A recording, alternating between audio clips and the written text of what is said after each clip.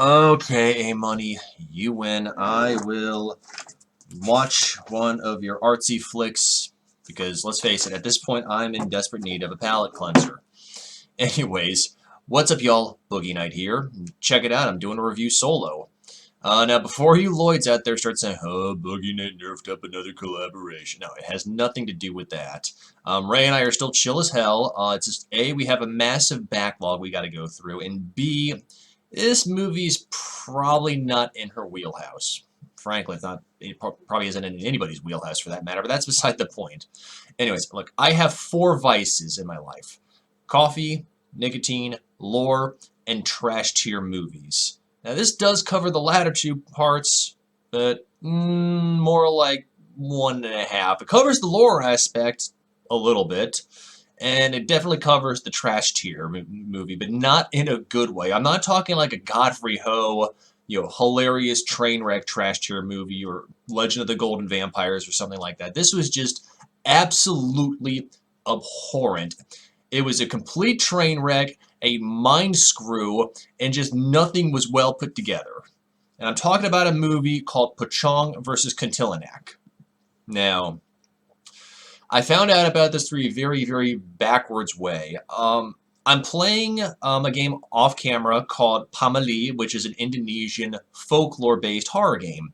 And it's actually using real spirits from Indonesian folklore, such as the Kuntilanak and the Pocong.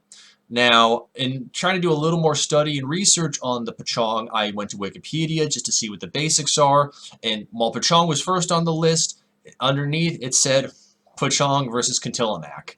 And my first thought was, oh my god, I'm thinking like a Mega Shark versus Crocosaurus, like hilarious asylum or maybe trauma-based horror movie. So of course, I let Nisha Panda Beast know about that because she's currently playing Pameli for her channel.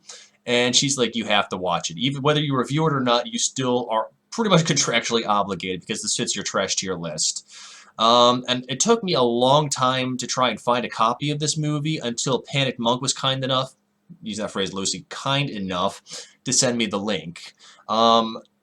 This was a little more difficult than previous movies because while it is entirely in Indonesian, there were no subtitles. That is not why I'm pigeonholing this movie, because longtime viewers of the project know that Murges and I want to say Josh Wasabi as well, watched Monkey King with 72 Magic, and there were pretty much no subtitles in that movie either. But we, between the 3 of us, were able to piece it together. And from what I was able to watch in this, 119 or 1 hour and 19-minute movie, I was able to piece pretty much everything together. But anyways, okay, so before I get started about why this movie bothered me so much, I want to say quickly, I want to split it into 2 different categories, from the lore aspect to the trash movie aspect. So you'll hear me kind of going back and forth describing this a little bit, but for those that aren't big on lore, like 95% of y'all, just take it from an outsider perspective regarding the movie, like you're going into the movie blind without the lore. So let me just talk briefly about the lore itself. Now, a Pocong is known as a bound spirit. What I've been able to gather was when a body is buried, it's tied, wrapped up around a shroud, and then tied together, and then promptly buried. And then it has X amount of time to be excavated and untied, so it has a chance to ascend to the afterlife. I don't know too much more about that. I know that if it's not untied and released within X amount of time, it will. That's why it's known as a bound spirit. It basically hops around on the earth in its burial shroud and basically causes living hell to passerbys. It has been known to fly. It has been known to teleport. I know besides Pameli, it's been shown in numerous Indonesian and Asian horror games in general. Now, contrasting to that, the Kuntilanak. Now, the Kuntilanak, there's pretty much every culture has their own version of a woman in white. Now, that's not to be confused with a La Llorona. I don't really know why I said that with an Italian accent, which is a weeping woman. Now, in Kuntilanak standards from Indonesia, a woman, the Kuntilanak is basically a woman who died while being pregnant, or possibly if the baby was stillbirth, or even died giving birth. So it's almost kind of like a vampire from what I've studied and researched. The Kuntilanak basically haunts places usually looking for, unwary victims, usually men. And from that will basically destroy their flesh, drink their blood, that kind of thing. So that's the lore aspect out of the way. I think I got that summed up in about a minute and a half. So now let's talk about this complete anus turkey of a movie.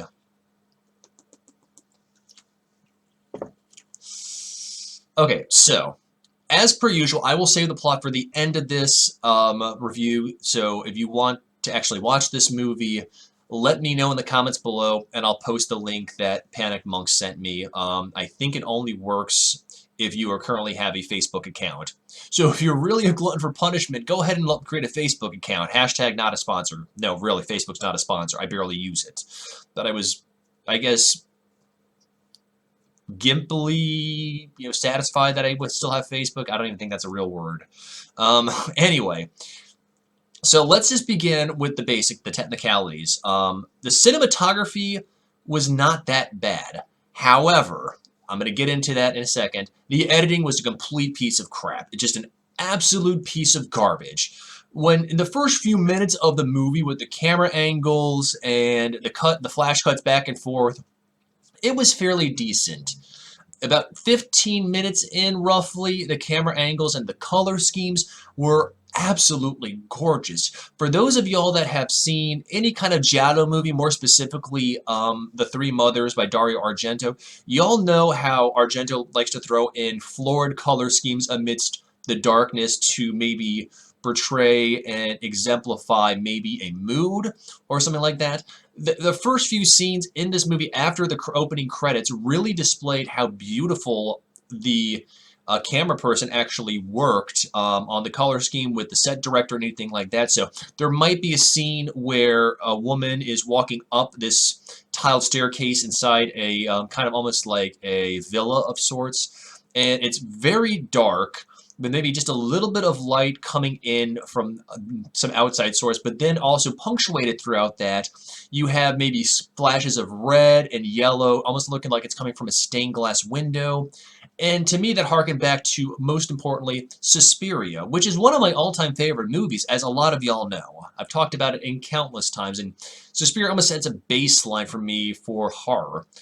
But conversely, that aside, I feel like when I was watching this movie, now once again, maybe it was just the editing skills, or maybe it was the fact this was a low-budget movie. It almost kind of felt like I was watching an 80s movie, which is all well and good considering if it was an actual 80s movie, but this movie was shot and released in 2008. So we're talking 12 years ago.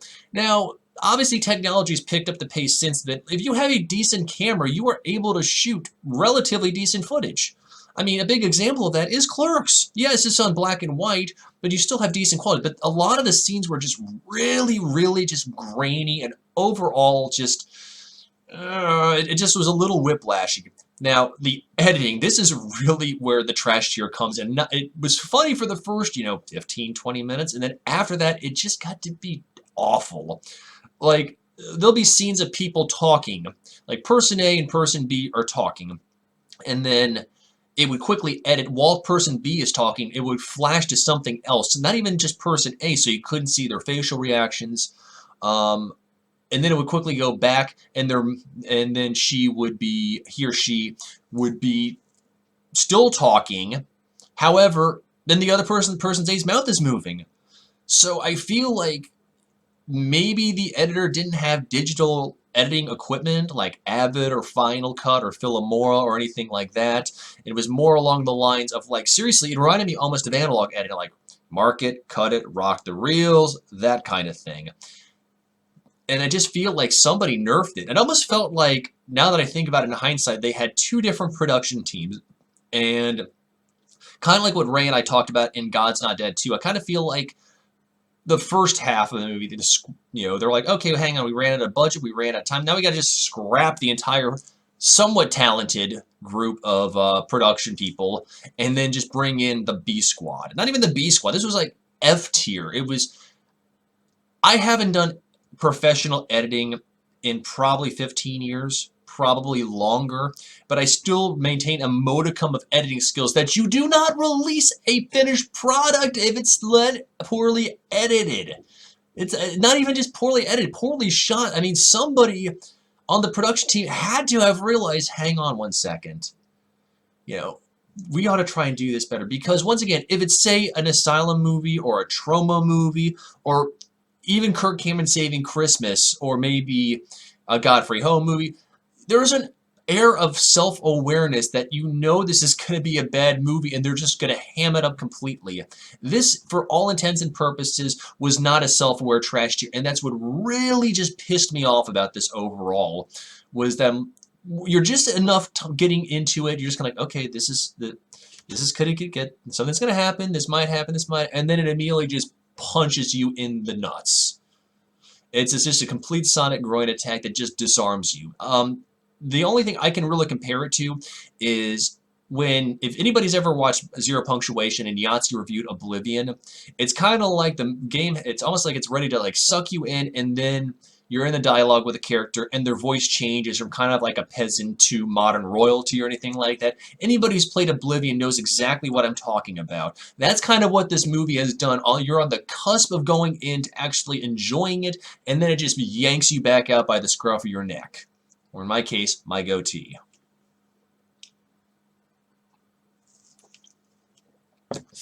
Now, I will say this, though. The ambience in the movie and the overall fear factor, once again, in the first half, it was not too shabby, actually. It was mildly predictable, but when you've seen enough horror movies, like my friends and I, you kind of can predict various aspects of when a jump scare is coming, when the actual monster is coming, and then when it just kind of be like, oh yeah, here we go.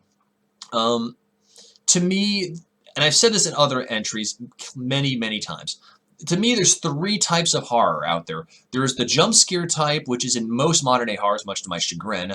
There are the type of horror movies where you're kind of on the edge of your seat, wondering what's going to happen. You're anticipating a jump scare, but instead the ambience just builds and builds and builds and builds and builds to the point you're literally looking over both shoulders and you're just praying for a jump scare.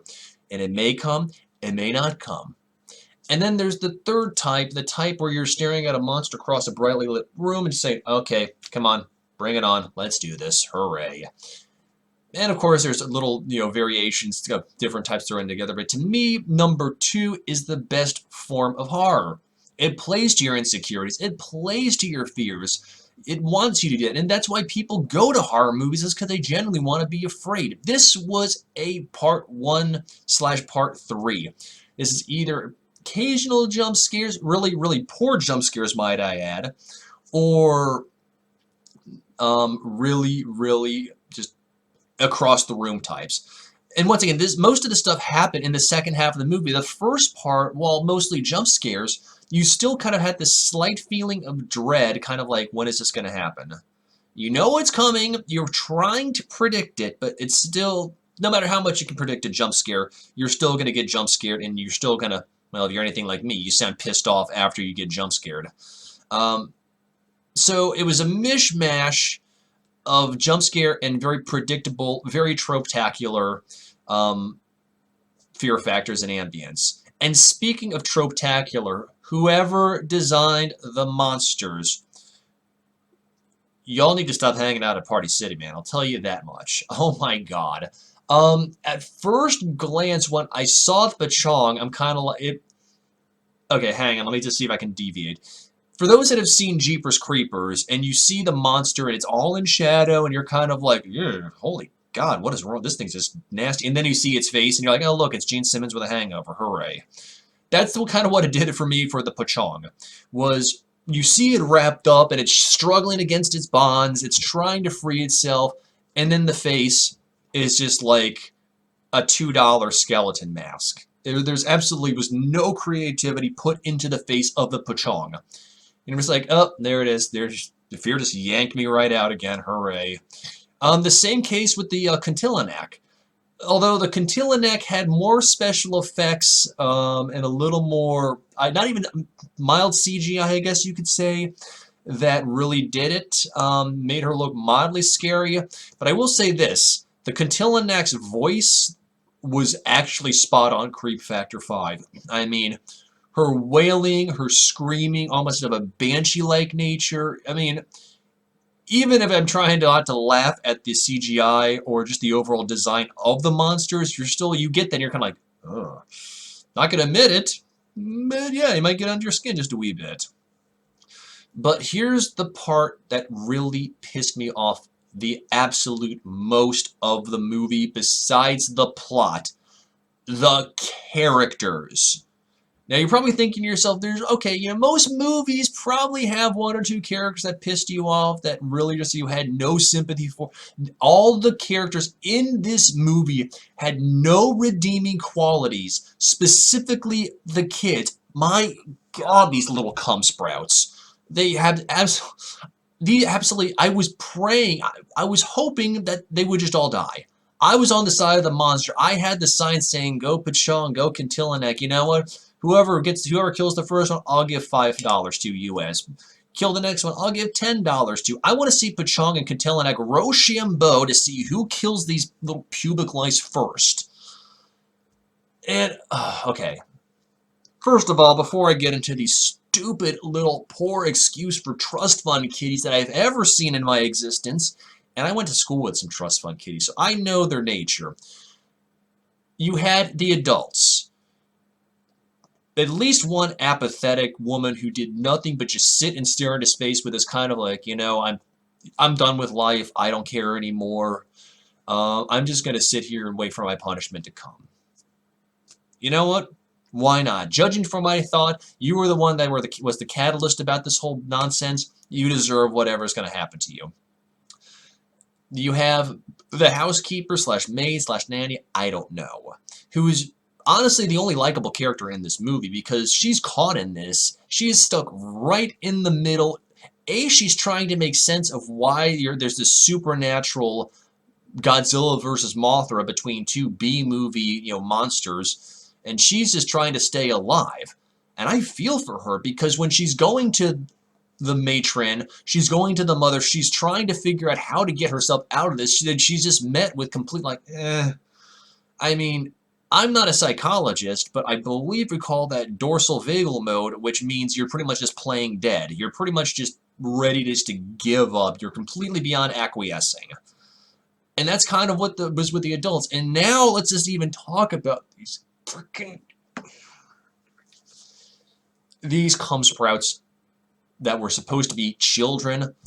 Look, I've worked with some pretty god-awful, egotistical scumbags with inferiority complexes that are padding their judgment to try and just act like they're superior organisms, or in these cases, hominids, or in both cases, you could smell the testosterone and the estrogen from both parties because it was literally for the guys a dick measuring contest, and this women who's going to slut up the most to try and impress their little teenage boyfriends. And I'm on this side screaming at the computer going, oh my god, just freaking die already.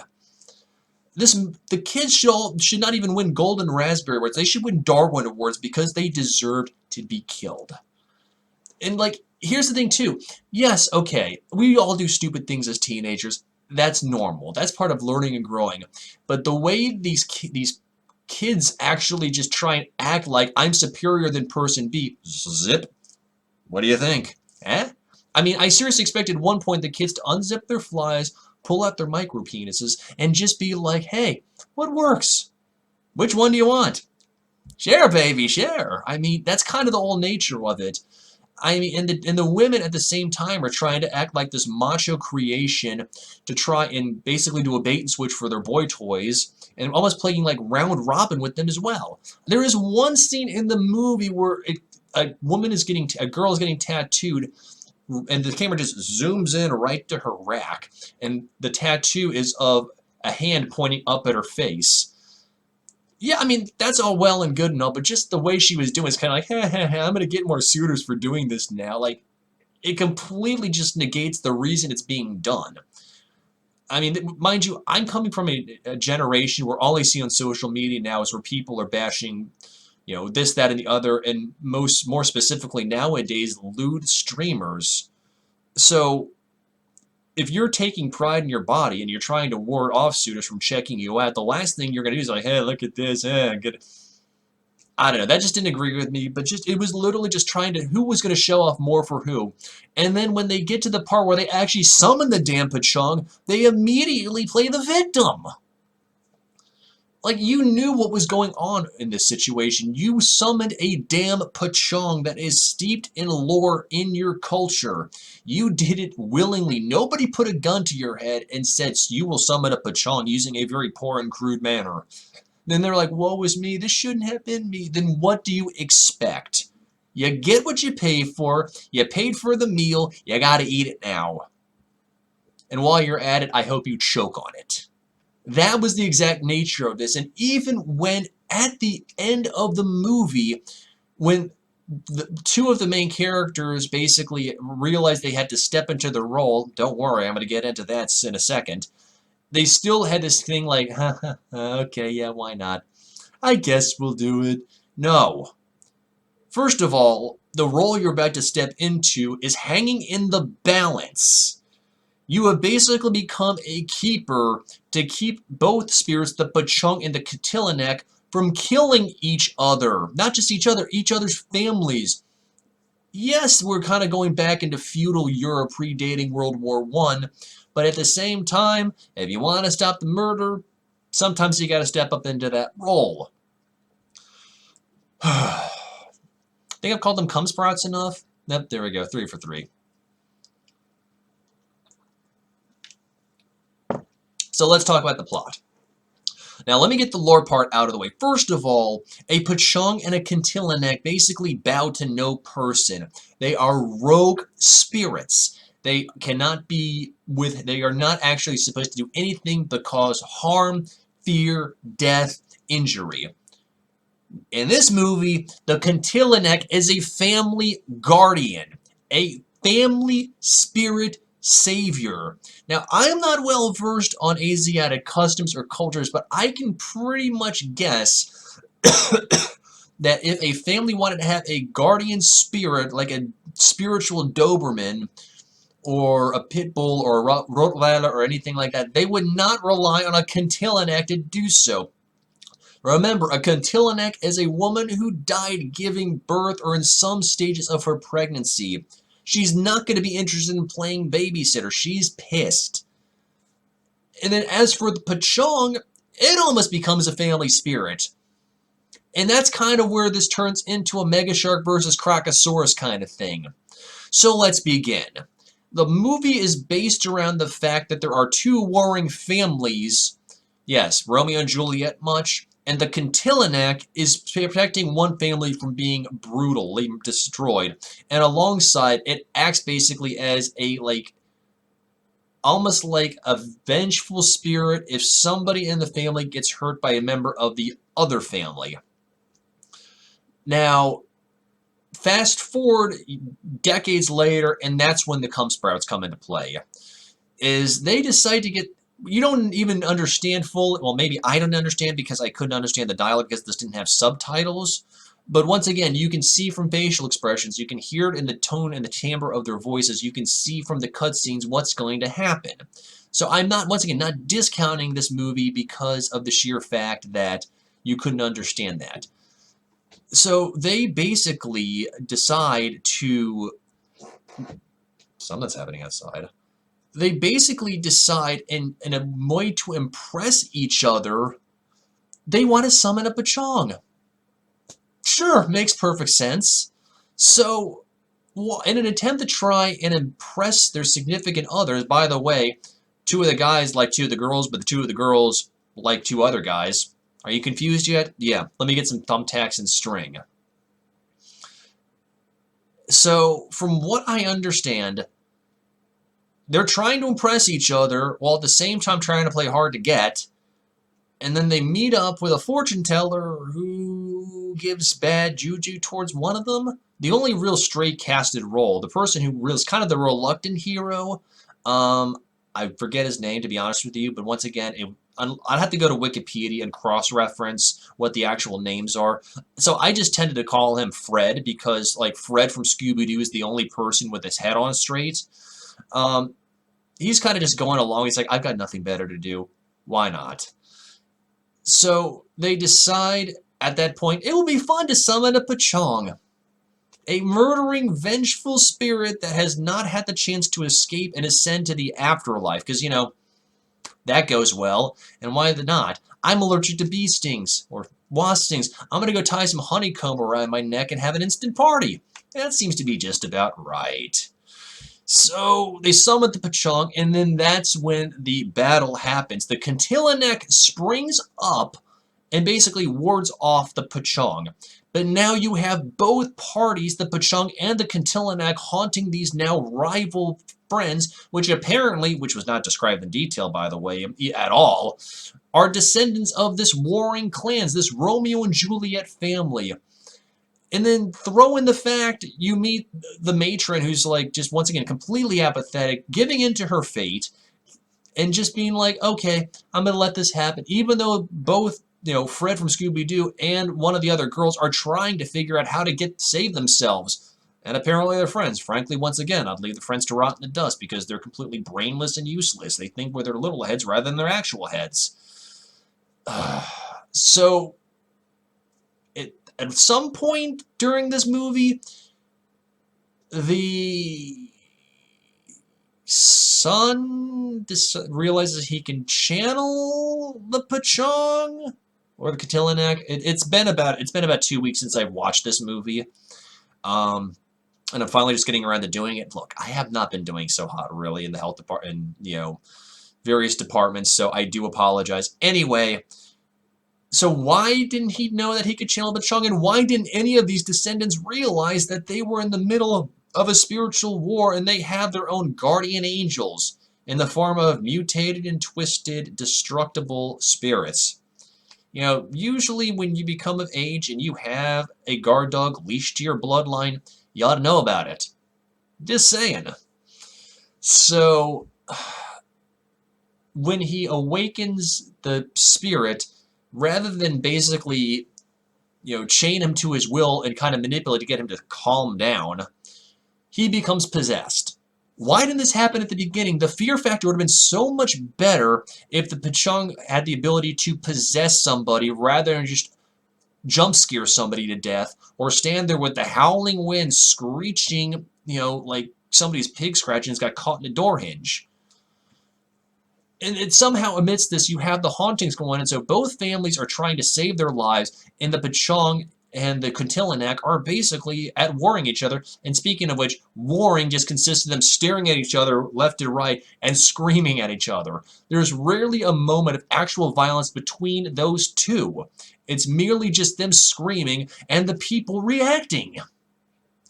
So this goes on, and then somehow main girl, who I had a modicum of respect for, and Fred from Scooby-Doo realize the only way, wait for it, to stop this endless eternal war is to get married.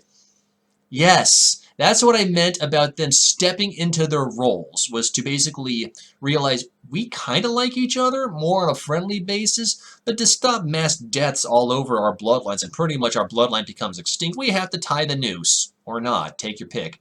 They probably thought it was the noose. And, which is funny because main girl, who once again I kind of respected, had a crush on one of the brainless, dim-witted, morons at the Cumsprout gang. Sure, okay, I mean, I get it, but if you like the bad boys, in this case the bad acting boys, this is the complete opposite. Now, frankly, if this was flipped and Fred from Scooby-Doo's character was a female, me being the nerd that I am, I would be like, yeah, screw this, I'm actually going to go with the intelligent one. But they give into their role, they decide, even though they're both pretty upset about this, because he likes some other chick in, the Lice Gang. But I guess opposites attract? Sure, why not? They get married, or they, eventually they think they're going to fall in love. Yeah, good luck with that happening. Trust me. I've had friends try to pair me up with various chicks, and the plane didn't even take off. It blew up in the hangar. I probably shouldn't have made that analogy.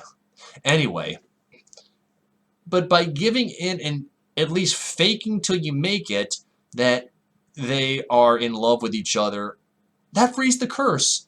Miraculously, so there's no exorcism to try and get the Pocong to go. Like, they don't try to find the bones, they don't try to release it from its binds, they try not to do research to figure out what exactly happened, or do some sort of cleansing ritual. By falling in love, they release one guard dog, and supposedly the Kuntilanak is mollified. The end. Because you all know how that's not unresolved at all. There's not going to be unreleased, we're not going to get sequel baited, which I kind of feel like we did to some extent. Like, there was going to be a sequel because what's going to happen 20 years down the road? What would happen if the relationship ends? What would happen if divorce occurs? What happens if their little pubic lice of an offspring decides to summon a Pocong? Does the cycle repeat?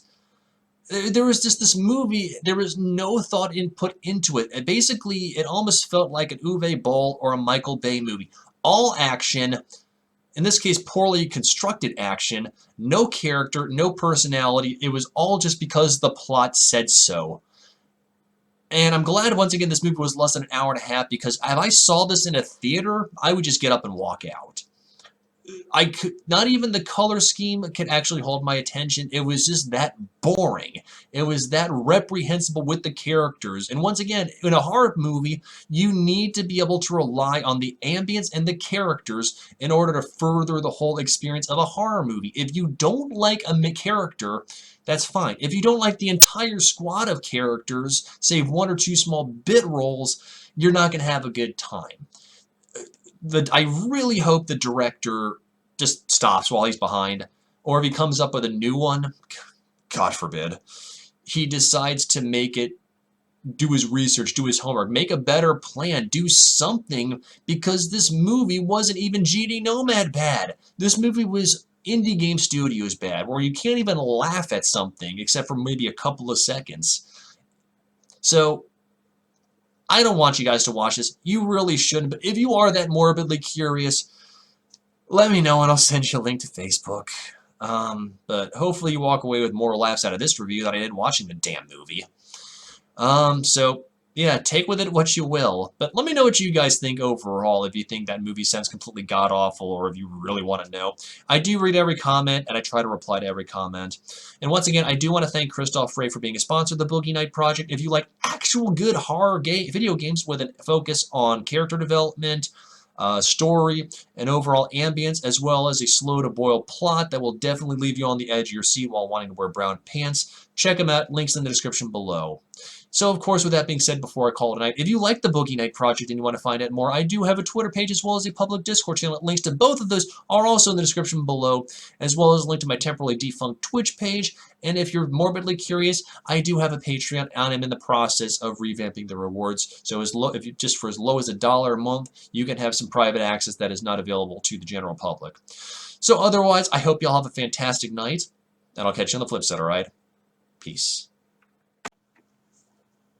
Hey y'all, while my gratitude knows no bounds for every single bit of love and support y'all have shown for me over the years, there are a few people that I legitimately want to take a few minutes to thank for their unending help and support. First of all, obviously Christoph Frey, not just for being a sponsor of the Boogie Night Project, but also for letting me use his music from GABA Transistor in my streams, as well as him kind of coming up with his own little fragment for my new introduction to the Boogie Night Project. And speaking of introductions, the intro as well as my YouTube banner page were done by the amazing Oren. You might know him as Oren VDK, as well as Oren from Couple Cakes. Thank you so much, Oren. I really do appreciate the time you took to put together everything from the banner to the beautifully done introduction that merged perfectly with Christoph's music from GABA Transistor. So big thank you to them. And also, this would not be possible with the help of my extremely amazing patrons, both current and former, such as Lexi Kitty, Silverleaf, Barry Grave, Harkov, Jure, Larian, and Oren, as well as a few others that have come and gone over the years. Y'all, this would not be possible without your help and your support. I know I have not been able to provide much in the way of giving back and Patreon rewards, but I am in the process of revamping my Patreon as well as the rewards that I can do, so be prepared. I know I joke about it, saying that if you're morbidly fascinating, check it out, but if you do want to give to the Boogie Night Project, that is the easiest way to do so, and I am legitimately setting aside funds to buy more hardware for my computer, as well as making things look more professional. But once again, very big thank y'all to everybody who has supported me from the beginning all the way to the present, as well as those individuals that have gone out of their way to help. So once again, guys, thank you so much for all your constant love and support. My gratitude knows no bounds, and I'll catch you on the flip side, all right? Peace.